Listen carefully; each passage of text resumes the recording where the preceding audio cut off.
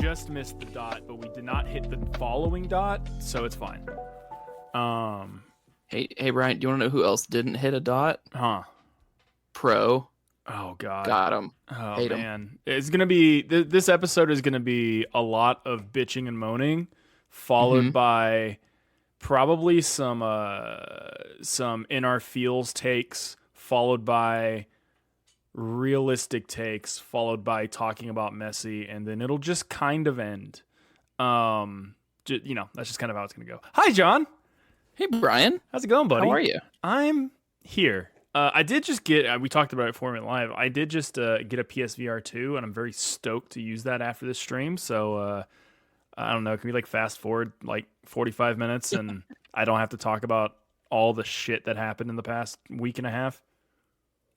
I mean, at some level, if that's what you want to do, we could have a very short show, but I also feel like we should still have a show. Oh, we're going to go, and like I said a second ago in the opening, we're going to go until it just kind of ends. That's usually how these things go, though, right? Yeah, that's by and large. Yeah. Before we get into anything soccer, last time we had a Nashville sound check, we had not done the Has Been rebrand yet. So if you're looking and you're like, whoa, why is the name of the channel different? It's because we are now Has Been. All the tags are Has Been Entertainment or just simply Has Been. It opens up a lot of room for us to do stuff outside of soccer, and still, do sports, stuff like that. But just so you're aware, that's happening. We also have another podcast now called Quality Content. It's me and Chris Jones, and then we kind of alternate out 2 or 3 other hosts at any given time. You will see John on there, silly little guy. It's literally fucking anything. We're brainstorming today, talking about, should we do best college football / NFL player names draft kind of thing. Fun shit like that. I would unironically be suggesting Key and Peele made up names like they were real people. Yeah. I'd be defending them earnestly. Oh man. Okay. We gotta talk soccer. We gotta do it. We have to do it. We have to do it. Nashville SC, why do you hurt me so? Where do we start? I mean, I feel like we start with Philadelphia, but we could get through that pretty aggressively. Yeah, okay, let's start this off with a disclaimer. Don't throw shit. Do not throw shit. And I one, that person, fuck you, don't throw shit. 2, everyone outside of NSC circles and some people inside of NSC circles, let's pump the brakes a little bit. It was one person threw a bottle and then everyone told them to stop. I think that clearly means, Brian, the entire section needs a ban. Yeah, let's forever. Let's no one there can ever come back to a game ever again. Because that's what that means. I was my girlfriend was with me at that game. She's had a little bit of a knee issue, so we were in the seat backs on the other side of the stadium. So I was not in the ruckus of it happening, but from a distance, I saw one bottle being thrown, right? And then immediately everyone, including players on the field, capos, other fans, went to stop the situation and no more shit was thrown, right? To my knowledge, I don't know. I was on the other side of the field. There were probably like 4 things total. Yeah. But it was like 4 things in 10 seconds, and then everybody was like, hey, what if we fucking didn't? Yeah. So let's chill out on throwing shit. That being said, that Philadelphia game was the biggest shit show of a sporting event I have ever seen in my entire life. And I was telling my girlfriend during the game and after the game, we lost that game. I'm not going to be, the fan we make fun of in every other fan base. I am not saying the ref is the reason we lost. No, there was plenty of chances we should have scored. You win regardless of the ref. The ref made bad calls both ways. That ref, I have never seen a ref lose control of a game faster and to that degree. I have, but that was Cincinnati on Saturday, and we'll get there in a minute.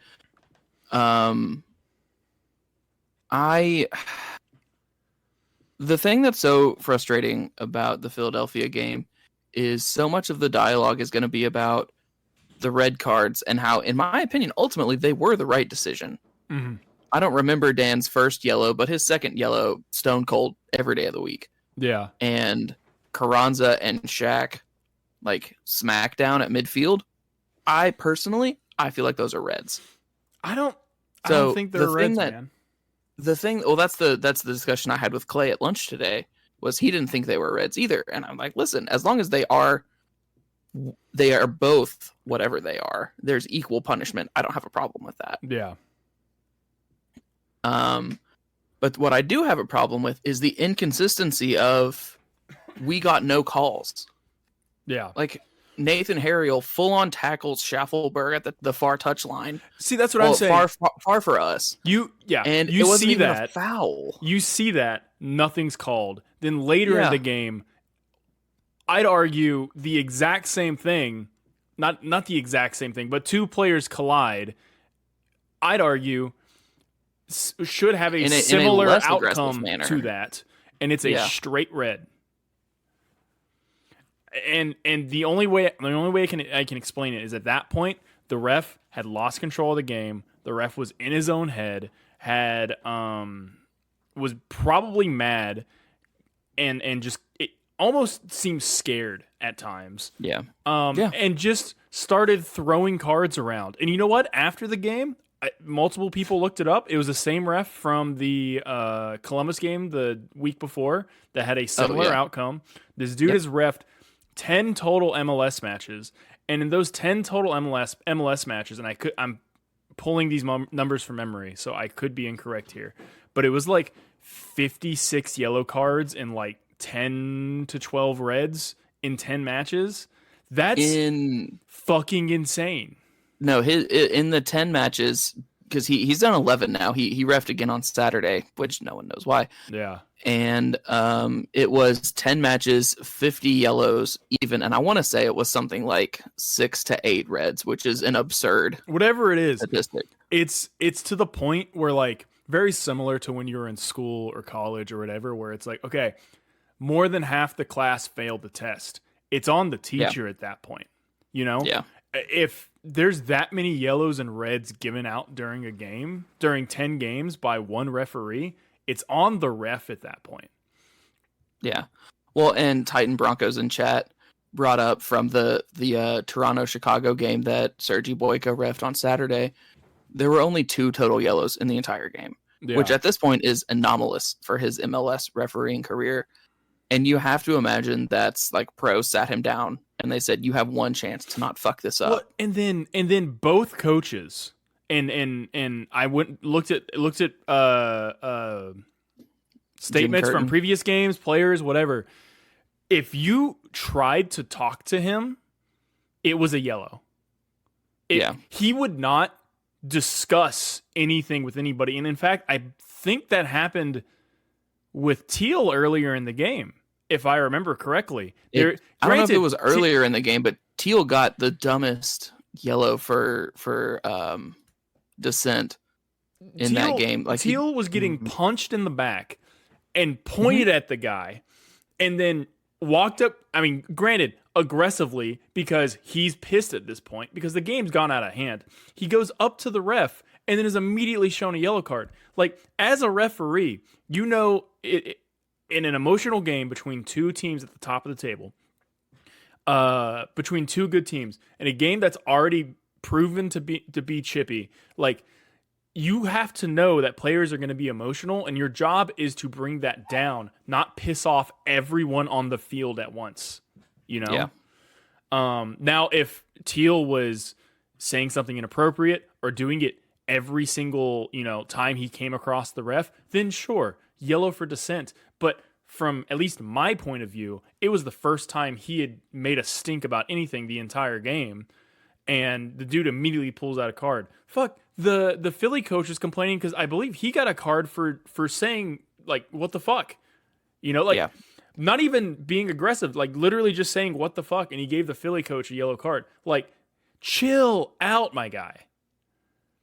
Like, yeah, no, I completely agree. And I have my complaints about the Cincinnati game, and we'll get to it. But like, yeah, I think this was by far, in at least my experience, the worst officiated game of any sport I've ever seen in person.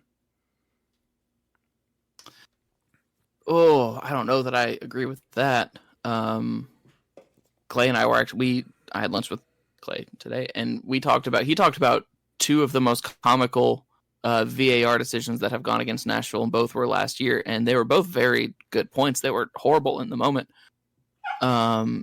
It's in the conversation. Said Philly's coach got a foul for reacting to the plus 14 at the end of the game. Yeah. I think that's completely fair, though.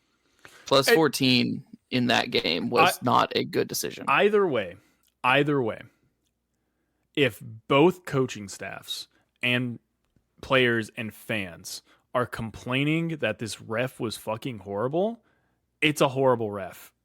Yeah. And for the no most argument part, for me. For the most part, and you'll see fans say, like, yeah, we lost the game because of this ref. And you can make arguments that, like, okay, both the Phillies goals came off of PKs, right?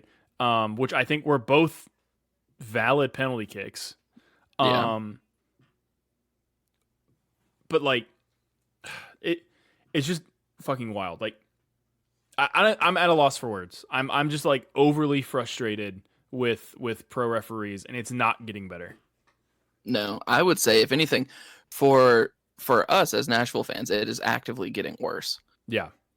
Because my mailbag question for Tim and Wes this week was, is there a pro conspiracy against Nashville SC? People are talking. And I feel like I know that's tongue in cheek and you're joking, but like, it's not even. I'm starting to believe it, bro. I'm genuinely starting to believe it. I don't know. Because there's no consistency in anything. I understand at some level. I understand not even reviewing the penalty shout in stoppage time against Philadelphia. It's a 2-goal game. Nashville's down a man. Making it 2-1 doesn't really help anything. But if it's a handball, it's a fucking handball. Yeah. Like, that felt like game management, and it shouldn't have been. Yeah. That's unfair. Yeah. Okay, Cincinnati game. Let's dip into that. What did I miss in the first half? Because I was at a birthday dinner for my wife. Zimmerman scored in the first half. I heard that on the radio. Yeah. Listened to it on the drive home. I think Nashville, for the most part, surprisingly, up until the red cards, handled their shit well, right? Like, we were missing 3 of our 4 starters on the back line. We don't have Godoy. Like, it wasn't pretty. It was never going to be pretty. But we scored a goal, and their first goal came off of an unfortunate penalty kick. I feel for Alex Moyle in that situation. Did you see the first? So I haven't yet. He was literally just trying to extend to block a cross, and he didn't tuck his hands in. He was extending, and his arms were out, and it hit his arm. PK, they score. Yeah. Unfortunate, right? But that shit happens. Up until that point, we had handled ourselves well. It wasn't pretty. It was never going to be pretty. We're not going to have possession. People were going to bitch and moan that we did not play well. But realistically, going into that game, we did okay. Yeah. And then it fell apart. Yeah, I have thoughts about those. Taylor's I don't like, because I don't think it was mentioned in chat earlier, and I've talked about it multiple times in Discord since Saturday. I don't think the ref remembered Taylor was on a yellow. He didn't. And gave the second one. He might have not given that yellow if he would have remembered he was on a yellow. Like, yeah, that's exactly what I think. It was I could see that foul being your first yellow. I cannot see that being why you're kicked out of a match. And, yeah. Like, unless he had been warned over and over and over again, right? Which, yeah, to our knowledge, he hadn't. At the same time, though, and I feel like this would be someone like Gary's argument. Like, he would recognize the conspiracy aspect of it to himself privately, but outwardly he would say something like Taylor still has to do better in that moment. Yes. And he's not wrong. It's just frustrating. And then correct me if I'm wrong.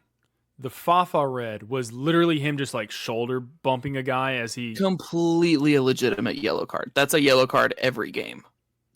Fine. I have no Fine. trouble with that. And again, I don't remember his first yellow. So and we'll get to this in a second. Because I don't think there is a what's the word? Discipline problem, but there's a discipline issue. I don't know how to. There's a man management problem. Yeah, is what I think it is. That we unfortunately had the worst ref game I have ever seen, immediately followed by, and fuck you, some Cincinnati fans who found out about their team in the last 3 months and don't know this is a rivalry, but a rivalry that goes back to another league. A big emotional match, and I think the Fafa's second yellow, was it a second? Yeah, he got 2 yellows, not a straight red. Yeah, Fafa's second yellow was something that I think, and he might have been, and I don't know. That's like, that for me is like a stern talking to, and like, you're getting kicked the fuck out if you do that again, because like, it's an emotional match. That stuff is gonna happen. It's one thing if he hadn't put as much force into it as he did. Like if he had just nudged him shoulder to shoulder, that's one thing. But he like took some steps, got a start, and put a shoulder between a guy's shoulder blades. Yeah. Like that's a yellow. That's if fair. Anything, that's closer to a red for violent conduct than it is a talking to. That's completely fair. And in this game, like I am not saying and will not say we lost that game because of the refs. Was Taylor's call kind of soft? Yes. Was Cincinnati finishing with 11 on the field also soft? Yes. Yes. Lucho put his studs into a wheel at midfield, and again, I didn't watch the first half, so I only heard about that tackle on Taylor, where it was like studs raking down heel, and that's commonly a red. Yeah.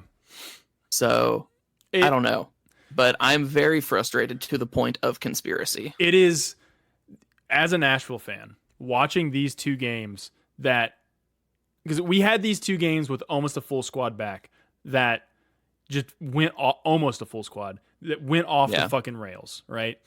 Yeah. Prior to that, we did not have a full squad and we were limping along. So while I'm very upset and everyone's very upset, I want everyone to sit back, take a breath, right? We're currently We're currently in 4th, right? I'm talking shit at the Meet the Team event tomorrow. Shut the fuck up. We are currently in 4th, right? We have, at least it appears, a answer at striker coming in, who cannot be worse than what we've seen over the past year and a half, right? We have, hopefully after some suspensions, our full team back after this break, okay? Yeah. Think about the team before this losing streak and add Surge to it. You're excited, right? The back half of the season will be fine. I don't know what you mean back half. There's like 9 games left. The back third of this season. We're so far past the halfway point of the season, which it doesn't feel like it, because to me it feels like halfway is when the transfer window should be. So I feel like there's artificially less of the season now. Yeah. But regardless, dude, like, be upset. Like, not you, everyone listening to this. Be upset at this losing streak. But let's keep into perspective that we are 4th, close to 3rd, close to 2nd. We were literally just in 2nd like 2 games ago. There's time to move back up to that. We are adding a player back. We have kind of this weird break where, like, they're probably going to rest everyone against Colorado. I imagine they'll put out a good team against Toluca, and then if we don't advance, we get a rest, right? Yeah. And if we do advance, cool. There's a chance for Champions League if we advance. Like, whatever. We will be fine. Everyone take a breath. You felt the emotions this past week and over the weekend. use your thinking cap. It's gonna be okay. It'll be fine. Okay, but hear me out here. Oh God. What if we burned it all down? What if no? What if we didn't do that? Because I have completely lost faith in the front office's ability to do anything. How? So the fact that there's not a player signed yet, the optics of if he's announced tomorrow at the Meet the Team event, that is going to feel very bad for me, where it's like you lined this up for a publicity stunt. And you could, in my mind, again, I don't know all the variables and how this actually works. Yeah. But it would feel like you could have had him 2 weeks ago and you fucking waited to just unveil him at this event. So would feel kind of bullshitty to me. Based off of some of the stuff I read and whatever, when he came to the US, it appeared he visited a couple teams. It also appeared that there were some championship teams in the mix as well, right? Yeah. Nashville had to wine and dine this guy. These negotiations take time. I'm not concerned about the timing of it. I want him signed. I want him announced and signed this week so he can be in training and throw him out there against, Columbus and have him on the bench versus Toluca. Not Columbus, I'm sorry. Colorado. Well, it's like we've played Columbus No, twice I meant already. Colorado. And have him on the bench versus Toluca and put him in if you think he's ready. Let this part of the year where we're getting games that really don't matter, let him test the water, get used to it then, and then be ready to go for the back 9 or 10 games of the year. And then by playoffs, hopefully he's good to go. We're all traumatized by the Ake Loba situation. Yeah. And I get it. But if I had to make a striker in a lab for Gary Smith, I would make a 6'3" Englishman. And that's what Surge is. That's probably true, actually. Yeah. Jay Mazza in chat is referencing how Shaq's deal took 6 months, and I have the same opinion of that as I do this. Think of how much better last season would have gone if Shaq arrived in February and not July. That's fair. That was half of a season essentially wasted. Yeah. So it happens and things take time, and I understand that, but understanding that does not mean I have to like that. And Agreed. I don't like and that's what it. this podcast is. We just go fucking nuts for about 30 to 45 minutes and then try to put in a little nugget of common sense, but then ignore it. Pretty much. Yeah. Yeah. That's the vibe. Yeah. Okay, Surge. No, I also heard Surge is in town. Like Yeah. he was in town over the weekend. I don't know. Did anyone spot him at the Beyonce concert? I was, not there. I would not doubt. I would be so shocked if he wasn't already in town and doing some sort of. I don't know if he's eligible for training until he signs. He may have signed and we just don't know it. Yeah. If there's one thing I've learned from this transfer window and the last couple, is Nashville SC is pretty good about keeping things under wraps. Who's to say he didn't sign the first day of the window and just nobody knows and he's been at training? Very possible. It's also very possible that he's not yet signed.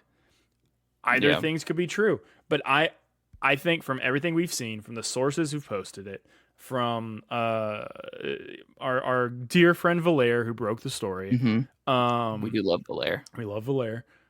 Give him a smooch next time you see him with consent. Ask for consent, then smooch him. If he knows you that way, smooch him. But yeah, like everything I've seen says he is coming to Nashville. He is our guy. And I'm 0% worried about the timing of it and about how he's going to fit in. He seems like picture perfect for what Gary wants. When he was pushing with Nottingham, right? Mm-hmm. Yeah, with Forrest. When he was pushing Nottingham Forest to promote, he played basically the way Gary wants a striker to play. Yeah, he is the perfect fit. And to top it all off, I've been playing with him on FIFA, and the boy can ball. I mean, that's really all we need to hear. He Yeah. balls on FIFA. Yeah. So I also, speaking of things that we needed to hear, Hani apparently said something today at All-Star Press addressing the Qatar rumors, and he shut that shit down. Yeah. He's just like, nah, that ain't me. Yeah, he's like, I'm married to an American. I'm enjoying my time in Nashville, whatever. They have built this project around me, and I'm winning trophies. Thank you very much. Yeah. Okay, you know what? Speaking of Hani, he's been on a little bit of a cold streak. I get the whole team's been on a cold streak, but that's the thing for me. And that's another thing. And I was thinking about this today.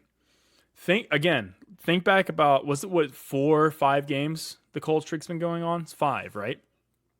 It's at least 5. I think we're 1-4 or some shit. Think back on this 5-game cold streak. Hani has hit the post like 6 times. I don't know the actual number. You can look it up. It feels like that. My actual guess was he's hit the post 3 to 4 times.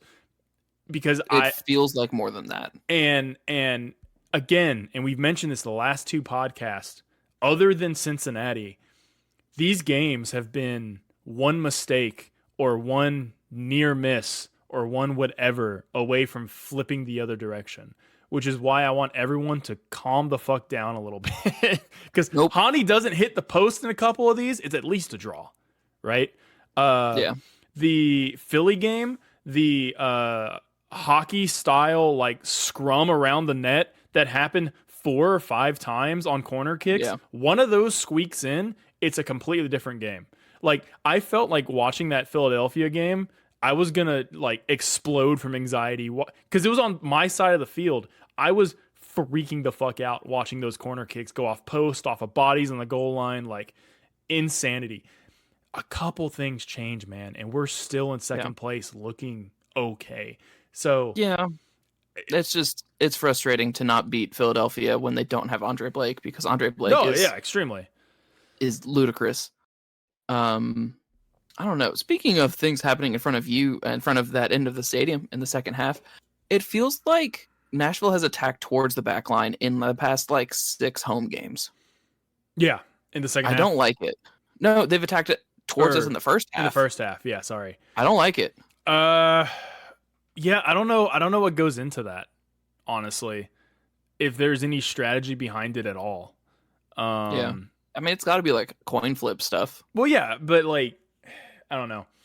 I would much prefer having the team attack towards the back line in the second half, because obviously that drives the energy, right? You know what? Everything we're saying is bringing up weird tangents for me. So this is the first game I've ever been at an NSC match, not in the supporter section. Going all the way back to NFC 2013. Maybe don't do it again. Yeah, maybe don't do it again, right? But I do want to give props to the back line. It's loud when you're in it, because you're like, you can barely hear because the drums are blowing out your eardrums because you're right there, right? It's obviously very loud when you're in it. I was as far away as physically possible. I was on the other side of the stadium and up. And it was, at least in the first half before shit hit the fan, like nuts. Like, I won't say deafening because we didn't score, but it was a constant, like, my watch kept telling me, hey, it's too loud. Hey, it's too loud on the other side of the stadium. Yeah. It's a testament to, 1, the passion of the fan base we've built, and 2, I'm so glad we have the overhangs above the stadium, because it funnels noise right back in, man. It keeps everything in. In response to H-Man in chat earlier saying we have a massive finishing problem, could we crowdsource? Could we just crowdsource just like a whole bunch of generic Viagra and send it to the stadium? True. Help with the finishing problem. Shut the fuck up. Just for the memes. Oh, man. I feel like it'd be funny. It would be funny. But yeah, no, props. I props to the fans, other than throwing a bottle, but again, that's like 3 people. Yeah. We had one with someone in my section threw something. I was just like, seriously? That's alarming. you can't get away with that shit. Like, we Yeah. are not as densely populated as the back line is. And even then, they don't get away with it. Motherfucker, I can see you. Right? Oh, shit. But yeah, so enough about that. Did you watch the Messi thing last night? No, I was playing Call of Duty because they have a camo event, and camo events are fun. Yeah, I watched the beginning of it. I didn't watch it. I was driving and I had it playing through my speakers in my car. And then I watched some highlights after. I mean, it's a cool moment for the league, I guess. Yeah. Like, I'm happy. I'm happy Messi is in the league. Yeah. I want him to do decent.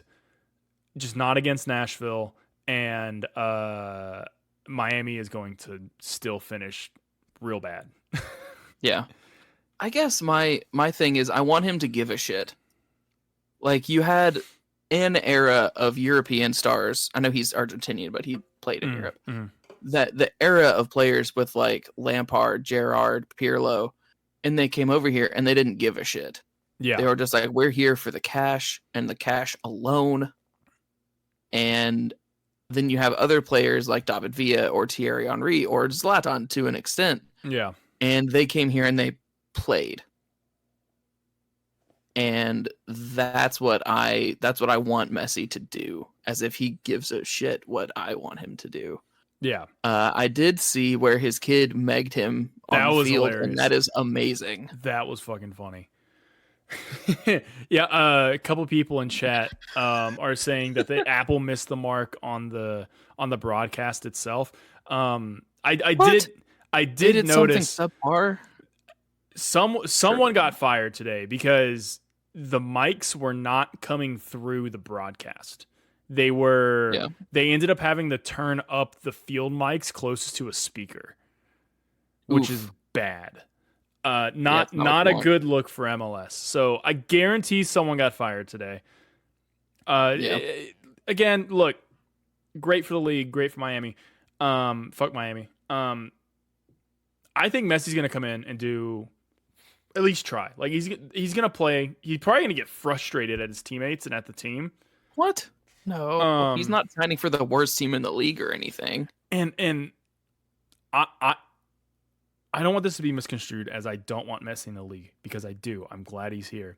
But I yet again am seeing weird Euro snob losers being like, oh, retirement league. And it's like, tell me you haven't watched a single minute of MLS in the past 5 years. Like, that's how you do it. Because they've mostly, like, yes, there's going to be some older European players that come over, sure. But the league has turned from a retirement league to a league that farms and sells young talent, which I think is the natural progression to a prominent league, right? Yeah, I agree.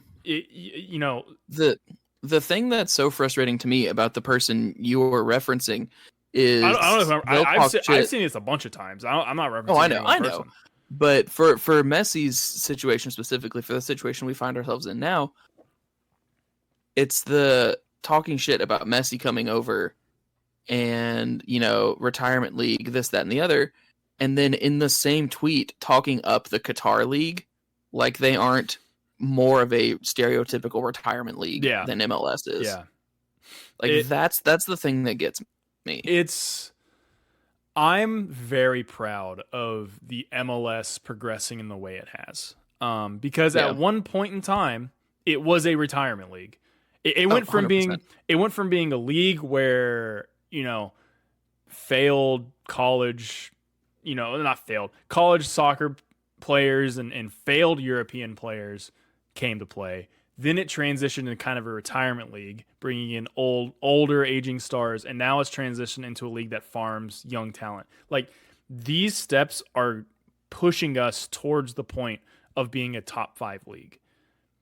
Yeah, it will happen eventually, just not right now. And these are the correct steps to take, because if they went out and just spent, and I'm not talking now, I'm talking like 2005 or whatever. If they went out and just spent as much money as possible, you would have the NASL, the original NASL, all over again.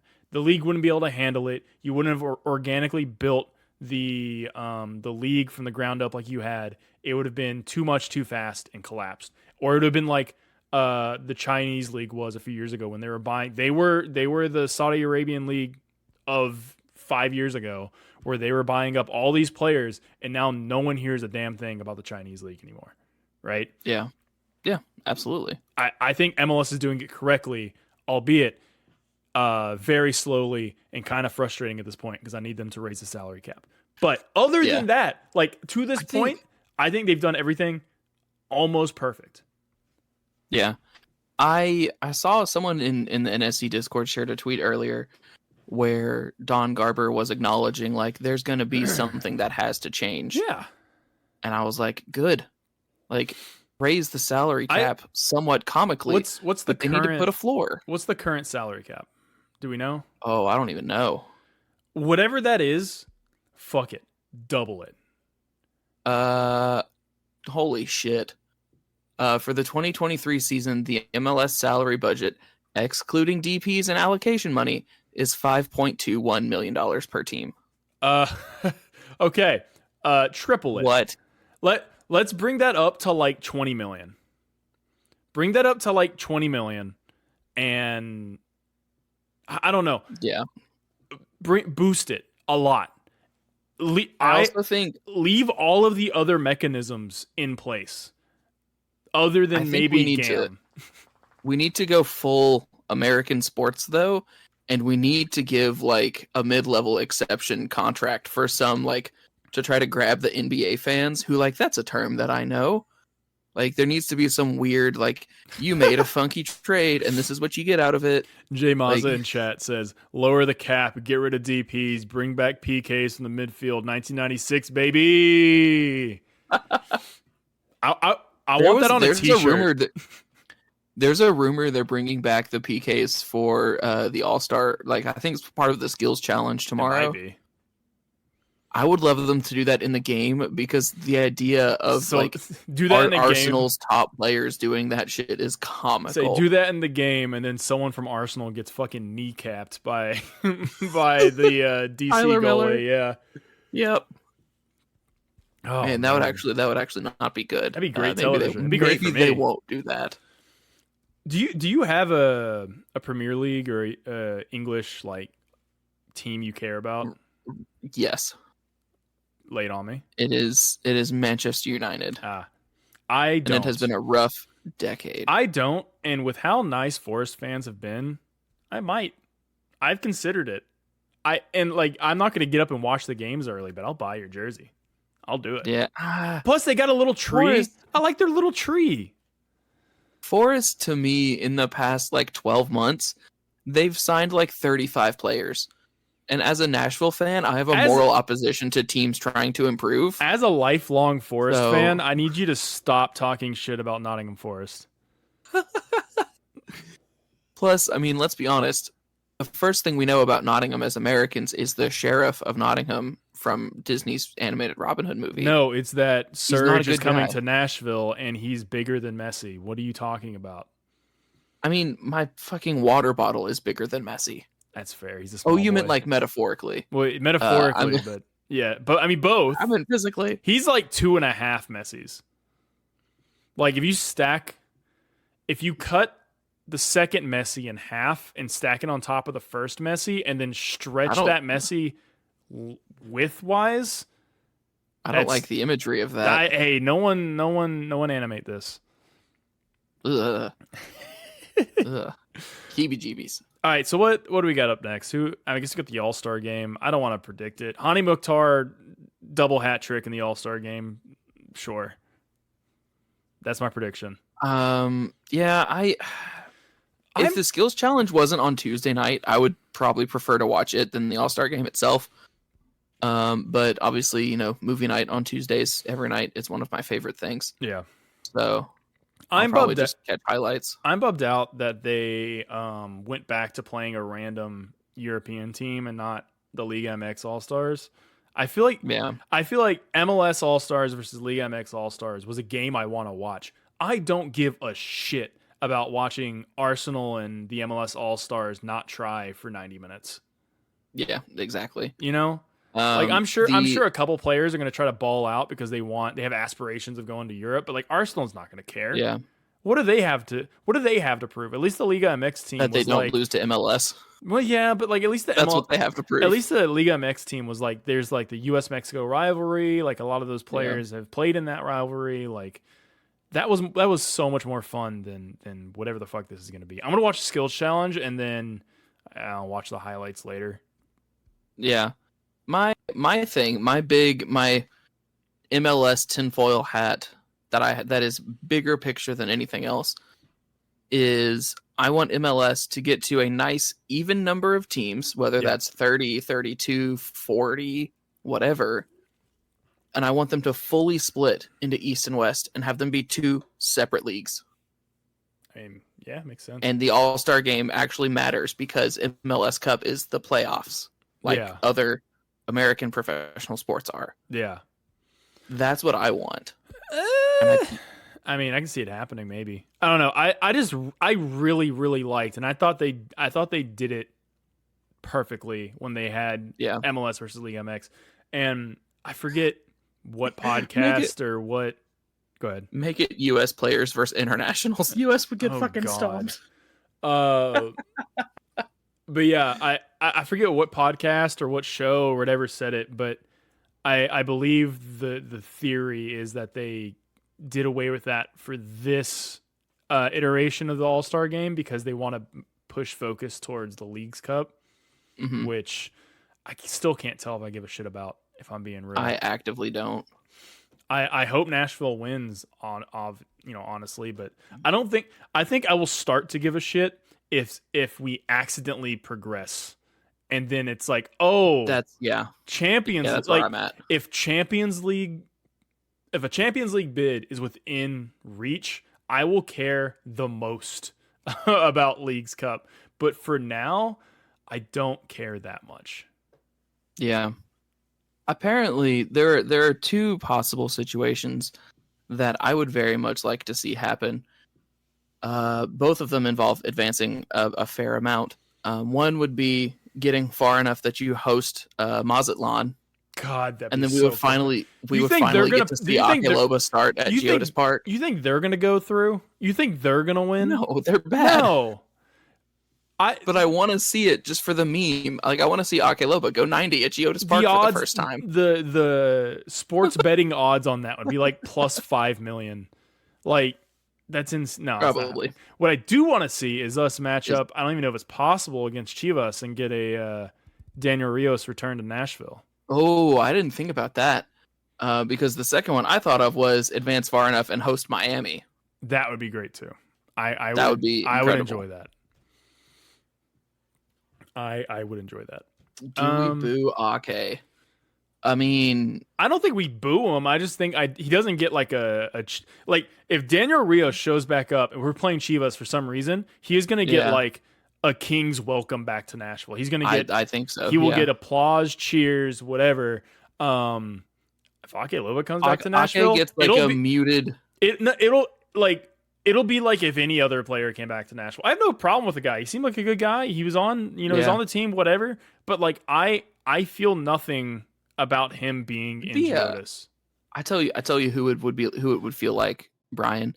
It would feel like when Derek Jones comes back to Geodis. Yeah. Like he was an important player for Nashville for a second. He's gone now though. Yeah. Like, oh yeah, okay. Yeah, cool. That's about how I would feel about it. Yeah, that's about right. Probably a little less than that, honestly. Yeah, because at least he was in USL days too. Yeah, he was acquired in like mid 2019. Yeah. All right. Well, I guess that about does it. I mean, we got nothing to predict. We got the All-Star game. Anything to predict. So that's it. Like I said, the podcast will just kind of end. John, anything else? Do you want to talk about soup? You mentioned talking about soup. No, you just made me mad. Okay. We went to Hot Pot on Saturday for Meg's birthday, which is kind of like a make your own soup if you're unfamiliar. I have only been there twice, so I didn't have the best time. I could use some soup right now. Yeah. Brian, is I haven't the eaten ocean since soup? lunch. I'm hungry. No, the ocean's not soup Why is the ocean not soup? because it's not food. It has food in it. It's not food. I feel like that's the same level of ridiculousness as cake is bread. No, because cake is food. The ocean has fish in it. Fish is food. It has water in it. But is the Water ocean food? It has food in John, it. we are going. Let's both take a week off. Let's drive to the nearest ocean, and we will do a live stream from the ocean of you drinking ocean. Let's see how this goes. No, it's the ocean in its entirety. Is it soup? We're Just getting a glass No. like my water bottle is not soup. no. Okay, It is just water. okay. Let's say, for instance, I have a bowl that has fish in it, and then I pour Okay. motor oil into that bowl. Is it now soup? It depends how you define soup. I define soup as food. Okay. Is motor oil food? I mean, I've watched the end of Quantum of Solace, so Look, unless did you you're know a if you go to transformer, soup.com it takes you to Lipton? cool. Yeah. Yeah. So before we end things here, Travis does hate Friends and is not here. Hates So, Friends. Thank you for listening. Oh, go ahead. Do we have any progress on a Butterslug shirt and or sticker? I feel like sticker would be fun. I was making progress on that, and then we did the rebrand, and I'm kind of resetting my idea for what I was going to do, but it will happen. Okay. And it will be, if you're watching the live stream, it will be similar to what's in the bottom right corner. And if you're not watching the live stream, we've changed should. our handle. So we are now Twitch.tv/hasbeen entertainment, because twitch.tv/hasbeen is taken. What about just has been ENT? Like we're ear, nose, throat doctors. Well, here's the thing. I can't change it for another 60 days, so we're stuck. Cool. Okay. But yeah, thanks guys for listening, watching, however you consume this podcast. We will catch you next Monday with something. Probably. I think that's fair. Please rate 5 stars. Follow us on. Hey, if you follow us on Apple Podcast and you don't follow us on Spotify, go download every episode. Rate 5 stars on both, because let me tell you what, it fucking helps. It helps in the algorithm. Download the episodes on both platforms. You don't gotta listen to them. Just download it, please, for the love of God. Okay, that's it. John, anything else? And if we get 100 5-star reviews, you eat a bug. Yeah, sure. It's yeah, sure. We'll go with that. 5 stars. I think that's what you said anyway. It is 5 stars for bug. Bug is food. Bug is food. Motor oil and ocean is not food. Interesting. We'll have to keep discussing. Yeah. All right. Bye, guys. See y'all.